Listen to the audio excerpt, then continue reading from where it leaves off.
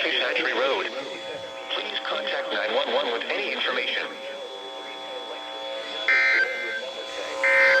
The vehicle has 3 bear sticker on the back windows, 1 broken tail light, and a dent in the front passenger door.